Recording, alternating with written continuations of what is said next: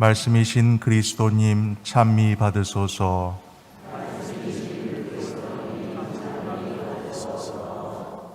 일어나 아버지께 가서 말하리라. 아버지, 제가 하늘과 아버지께 죄를 지었나이다. 말씀이신 그리스도님 찬미 받으소서. 주님께서 여러분과 함께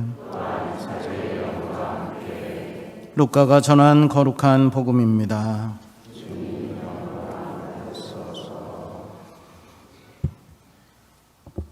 그때 세리들과 죄인들이 모두 예수님의 말씀을 들으려고 가까이 모여들고 있었다.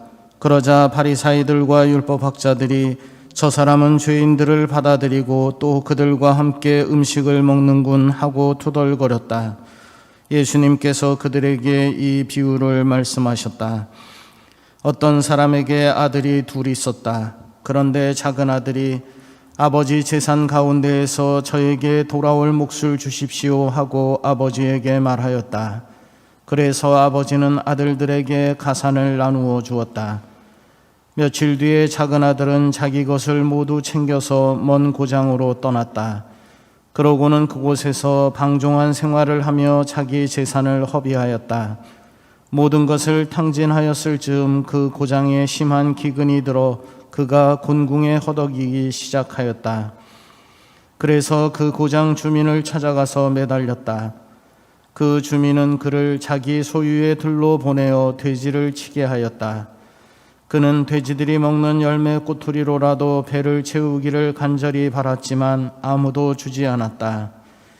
그제야 제정신이 든 그는 이렇게 말하였다. 내 아버지의 그 많은 품팔이꾼들은 먹을 것이 남아도는데 나는 여기에서 굶어 죽는구나. 일어나 아버지께 가서 이렇게 말씀드려야지. 아버지, 제가 하늘과 아버지께 죄를 지었습니다. 저는 아버지의 아들이라고 불릴 자격이 없습니다. 저를 아버지의 품팔이꾼 가운데 하나로 삼아 주십시오. 그리하여 그는 일어나 아버지에게로 갔다. 그가 아직도 멀리 떨어져 있을 때 아버지가 그를 보고 가엾은 마음이 들었다. 그리고 달려가 아들의 목을 껴안고 입을 맞추었다. 아들이 아버지에게 말하였다. 아버지, 제가 하늘과 아버지께 죄를 지었습니다. 저는 아버지의 아들이라고 불릴 자격이 없습니다. 그러나 아버지는 종들에게 일렀다. 어서 가장 좋은 옷을 가져다 입히고 손에 반지를 끼우고 발에 신발을 신겨 주어라. 그리고 살진 송아지를 끌어다가 잡아라. 먹고 즐기자. 나의 이 아들은 죽었다가 다시 살아났고 내가 잃었다가 도로 찾았다. 그리하여 그들은 즐거운 잔치를 벌이기 시작하였다. 그때 큰 아들은 들에 나가 있었다. 그가 집에 가까이 이르러 노래하며 춤추는 소리를 들었다. 그래서 하인 하나를 불러 무슨 일이냐고 묻자 하인이 그에게 말하였다. 아우님이 오셨습니다. 아우님이 몸성이 돌아오셨다고 하여 아버님이 살진 송아지를 잡으셨습니다. 큰아들은 화가 나서 들어가려고도 하지 않았다. 그래서 아버지가 나와 그를 타이르자 그가 아버지에게 대답하였다. 보십시오, 저는 여러 해 동안 종처럼 아버지를 섬기며 아버지의 명을 한 번도 어기지 않았습니다. 이러한 저에게 아버지는 친구들과 즐기라고 염소 한 마리 주신 적이 없습니다. 그런데 창녀들과 어울려 아버지의 가산을 들어 먹은 저 아들이 오니까 살진 송아지를 잡아주시는군요. 그러자 아버지가 그에게 일렀다. 얘야, 너는 늘 나와 함께 있고 내 것이 다 네 것이다. 너의 저 아우는 죽었다가 다시 살아났고 내가 잃었다가 되찾았다. 그러니 즐기고 기뻐해야 한다. 주님의 말씀입니다. 그리스도님 찬미합니다.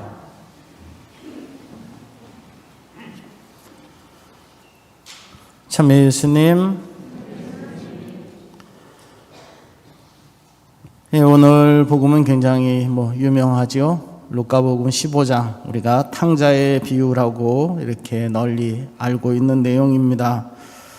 이 제목은 복음에 나오는 작은 아들의 초점을 맞춘 이름입니다. 탕자의 비유. 그러나 그를 주인공으로 하기에는 무언가 석연치 않은 구석이 있습니다. 사실 예수님의 이 비유는 최종적으로는 큰아들을 향하고 있습니다. 그렇다고 큰아들이 주인공이라고 말하기에도 비유 안에서 비중이 작아 보입니다. 오늘 비유에서 가장 중심적인 인물은 아버지입니다. 그래서 어떤 신학자들은 이 비유를 탕부의 비유라고 부르기를 제안합니다. 방탕한 아들이 있었다면 이제 방탕한 아버지가 있는 거죠. 어떤 면에서 방탕한 겁니까? 자신의 사랑을 너무 아낌없이 막 나누어주는 그런 아버지의 이야기라는 것입니다. 나름 설득력이 있습니다. 베네딕토 16세 교황님은 나자렛 예수라는 책에서 아버지 역할의 중요성을 공감하면서도 이 비유를 두 아들의 비유라고 부릅니다. 맥락을 중시하기 때문입니다. 오늘 복음에 보시면 자비로운 예수님 곁으로 가까이 모여드는 세리와 죄인들이 있었고 그들을 못마땅해 하는 율법학자와 바리사이들 두 부류가 있었기 때문에 이 비유를 말씀하신 것이기 때문입니다.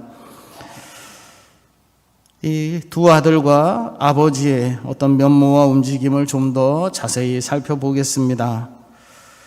어느 날 아버지는 자신에게 돌아올 재산을 나누어 달라고 당당하게 요구하는 작은 아들과 마주하게 됩니다. 그런데 유산은 아버지가 돌아가신 다음에 사후에야 받을 수 있는 것입니다. 그러니 이 작은 아들의 행동은 살아있는 아버지를 죽은 아들, 죽은 아버지 취급하는 것입니다. 그럼에도 아버지는 작은 아들에게 그 몫을 나누어 주고 떠나보냅니다. 여기서 우리는 정말 아들의 뜻을 존중해주고 신뢰하고 떠나보내는 아버지의 사랑을 느낄 수 있습니다. 그때부터 작은 아들에 대한 아버지의 기다림은 시작됩니다. 아버지는 매일매일 작은 아들이 돌아오기를 초조하게 기다립니다. 낯선 곳에서 재산을 탕진하고 그제야 제정신이 든 작은 아들이 돌아옵니다. 아버지는 달려나가 그를 끌어안고 입을 맞춥니다. 그리고 머리끝에서 발끝까지 작은 아들을 단장해 줍니다. 죽은 아들이 다시 살아왔다 하고 기쁨의 잔치를 베풉니다. 작은 아들이 살아 돌아와 아버지가 큰 잔치를 베풀었다는 이야기를 들은 큰 아들은 몹시 화가 나서 함께 하려고 하지 않습니다. 이에 아버지는 쫓아나와 큰 아들의 서운함을 달래려고 합니다. 큰 아들이 들어오기까지 아버지의 잔치는 완전한 것이 못 됩니다. 이렇게 보면 두 형제가 굉장히 중요하게 등장하는 것을 볼 수 있습니다. 그렇다고 이 비유를 두 형제 간의 화해를 가르치는 것으로 축소해서는 안 됩니다. 작은 아들의 방종을 가리키는 그리스 말 아스토스는 자기 행위의 의미와 목적성을 상실한 상태를 가리킵니다. 그가 방종하게 살았다 하는데 그 의미는 뭔가 하면 내가 뭘 하는지 무엇을 향해 가고 있는지도 몰랐다는 것입니다. 그냥 살았다 하는 의미입니다. 그러던 그가 모든 것을 잃고 제정신이 들어 아버지의 집으로 돌아옵니다. 제가 지금 어디로 돌아온다고 했습니까? 아버지의 집으로 돌아옵니다. 그는 아버지에게 돌아오는 것이 아닙니다. 아버지 집의 풍요로움을 기억해내고는 그 집에 품팔이꾼으로라도 일하게 해달라고 청하러 온 것입니다. 그러나 아버지는 그를 아들로 맞이합니다. 그의 귀환을 품팔이꾼의 귀환이 아닌 아들의 귀환으로 바꾸는 것은 한결같은 아버지의 사랑입니다. 이 아버지를 통해 아들은 자신의 참된 정체와 의미를 발견하게 됩니다. 나는 품팔이꾼이 아니었구나. 나는 사랑받는 아들이구나 하는 것을 다시금 확인하는 것입니다. 큰 아들은 자신을 달래러 나온 아버지에게 이렇게 푸념합니다. 보십시오. 저는 여러 해 동안 종처럼 아버지를 섬기고 아버지의 명을 한 번도 어기지 않았습니다. 결코 어기지 않았습니다. 이러한 저에게 아버지는 친구들과 즐기라고 염소 한 마리 주시지 않았는데 저 방탕한 아들이 돌아오니 잔치를 베풀어 주십니까? 하고 볼멘 소리를 하는 것입니다. 큰 아들은 스스로 엄격한 기준을 가지고 아버지의 곁을 지켰지만 아들이 아닌 일꾼으로 살아온 것입니다. 그러니 이제 아버지가 아닌 주인에게 말하듯이 푸념하고 항의하고 있는 것입니다. 그런 그에게 아버지는 따스하게 말합니다. 얘야, 너는 늘 나와 함께 있고 내 것이 다 너의 것이 아니냐? 큰아들에게 너는 일꾼이 아니다, 너는 주인이다 하고 말하는 것입니다. 그리고 또 말합니다. 너의 저 아우는 죽었다가 다시 살아났고 내가 잃었다가 되찾았다. 그러니 즐기고 기뻐해야 한다. 큰아들은 방탕했던 탕자를 당신의 저 아들이라고 불렀습니다. 하지만 아버지는 그에게 그가 아우라는 사실을 일깨워주고 있는 것입니다.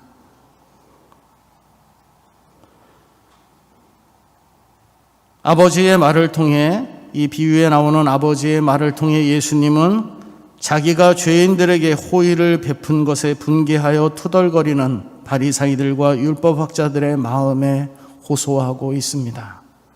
그렇게 마음을 완고하게 먹어야 하겠느냐?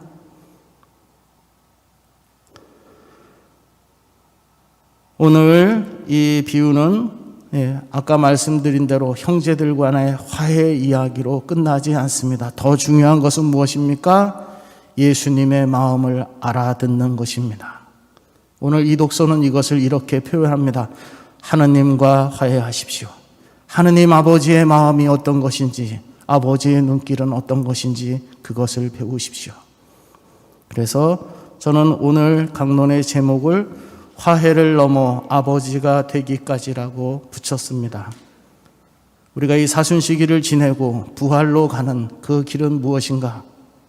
우리가 이제 아들의 시선으로, 자녀의 시선으로 살아왔다면 이제 아버지가 되려고 하는 큰 걸음을 내딛는 것이라 하겠습니다. 잠시 묵상하겠습니다.